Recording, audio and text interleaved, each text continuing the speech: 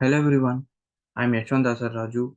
I have done project based on L4 Linux microkernel. It is totally based on operating system. Let's get into its abstract introduction, history and background, need for these particular operating system, advantages, disadvantages, which means drawbacks, future scope, and final conclusion. So let's get into the PPT. Yeah.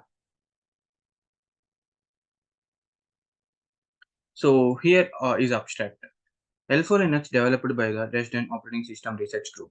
So it's a use-level Linux that runs on top of L4 Fiasco. In contrast to highlighting the design and implementation of the L4 Linux, the most of the documentation for this operating system focuses on programming techniques. A modified version of the Linux kernel called L4 Linux, also referred to as L4 Linux 1 or L4 Linux 2, is intended to run as a user-level process on top of the L4 microkernel. So the thing is, it actually combines the efficiency and flexibility advantages of microkernel-based systems with the advantages of the Linux operating system. So including its extensive application support, there is a rich set of off-device drivers and also memory device management. So the L4 Linux project, which intends to match the advantages of the L4 microkernel and the Linux kernel. So its operating system virtualization initiative. Mainly, the thing is, Alpha Linux enables many instances of Linux to run currently on the same hardware, each isolated from the other by utilizing the lightweight and modular design of L4 microkernel. So, as a flexible and adaptable platform for many use cases, L4 Linux has found application research projects also, various virtualization platforms, real-time systems, and embedded devices too. Let's see the brief introduction about L4 Linux, microkernel-based operating system. So L4 Linux operating system is a virtualization project which seeks to match the advantages of Linux kernel and Linux microkernel too, both of them. It enables the L4 microkernel to run the Linux operating system as a guest virtual machine on top of it. So which it increases the major factors such as flexibility, scalability, and security. Not only this, but also there are many factors which affect in increasing in the flexibility of L4 Linux. So the let's see the L4 microkernel, how compact maybe that offers the services required to run numerous applications, which is a simultaneous form. It extremely modular design enables effective and precise management of system resources. The microkernel strategy encourages a separation of interest by having the operating system, which implemented as a user level service, while the microkernel which concentrates on mainly on fundamental capabilities. As we can see over here, it can run the many instances can run simultaneously on the same hardware.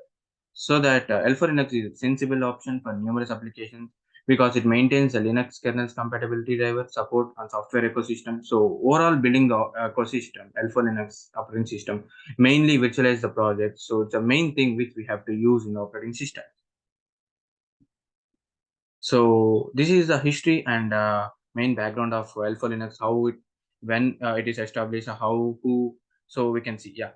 So Alpha microkernel initially it's actually developed by the as we can see over here, Jochen Etke at the University of Karlsruhe in the 1990s.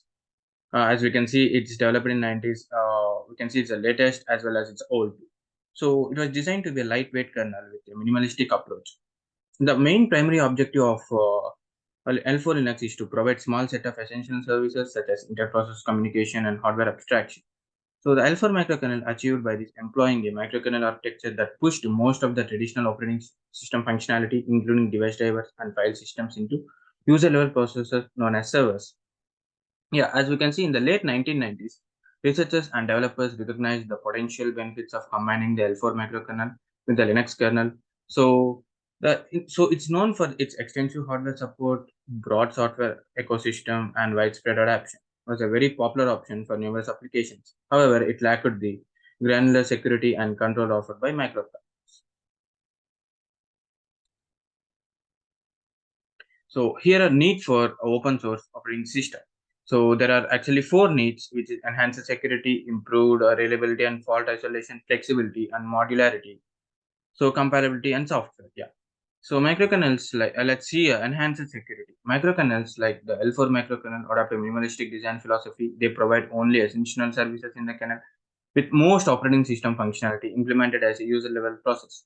This design significantly reduces the attack surface, making it easier to isolate and secure critical components. Improved reliability. These minimalistic kernels have a higher risk of single faulty component impacting the entire system. In contrast, microkernels isolate services into separate user level processes, which allows failures in one component to be contained and not affect the entire system. The this fault isolation property of microkernels improves the system reliability mainly. So as we can see, the flexibility and modularity, even the microkernels provide a modular and flexible design.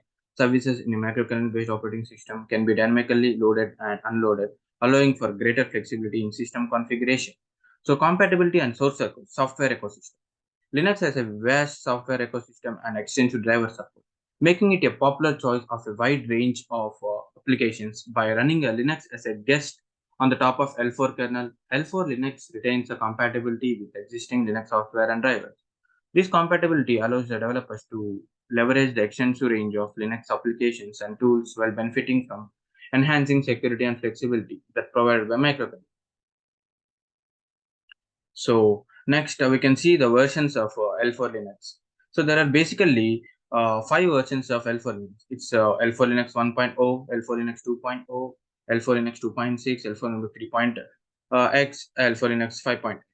Over the years, L4 Linux has been released in a number of iterations. As we can see down over there, over here, I can point out the mouse over here, each of which includes updates, enhancements, and compatibility with subsequent iterations of the L4 microkernel and the Linux kernel. Here are the few noteworthy variations we listed below: 1.0, 2.0, 2.6, 3.x, and 5.x. So here the implementation of L4 Linux. There are actually seven implementation methods. First one is selecting the L4 microkernel, and next one is porting and customizing the L4 microkernel, preparing the Linux kernel, and building the L4 Linux, then configuring and booting of L4 Linux, testing and debugging, and next application development and customization. Here the architecture design. So architecture design, as we can see, there are several layers, which is L4 microkernel layer and L4 Linux layer, L4 Linux microkernel interface, device drivers, Linux user space, and yeah, as we can see the figure over here, it's a device. L4 Linux, multiple L4 Linux instances, L4 driver microkernel, and the below, which it is called hardware. Here are the features of Alpha Linux. The performance is very high, and it has strong isolation capacity. So the compatibility with Linux ecosystem, as we discussed in the earlier slides, and the efficiency, the resource efficiency, we can use the resource very efficiency, and it's a security. For the security purpose, it's a more secured operating system, and fault tolerance, real-time capabilities, and we can also provide virtualization support, security, and scalability. These are the various features of Alpha Linux. These are the hidden features: modularity, virtual machine migration, real-time extensions, interoperability with other L4 microkernels, and advanced debugging capabilities. And here are the advantages. As we can see, the features and advantages are almost similar as I discussed in the previous slide. The performance, strong isolations, resource efficiency, security, and same the advantages and features are comes in the same phase. The main drawbacks: the complexity is very low, and the hardware support is very limited. So then next, memory overhead. Maybe the memory may be collapsed, or it may be there is a conflict in the memory. And next one, the reduced Linux kernel features, development and maintenance effort. Next one, limited community support, performance trades. These are the various drawbacks of L4 Linux. The future scope of L4 Linux. The future scope of L4 Linux lies in its continued development and adoption in various domains. Here are some potential areas of future growth and advancement. Real-time and embedded systems. L4 Linux is well suited for real-time and embedded systems due to its performance and strong isolation capabilities.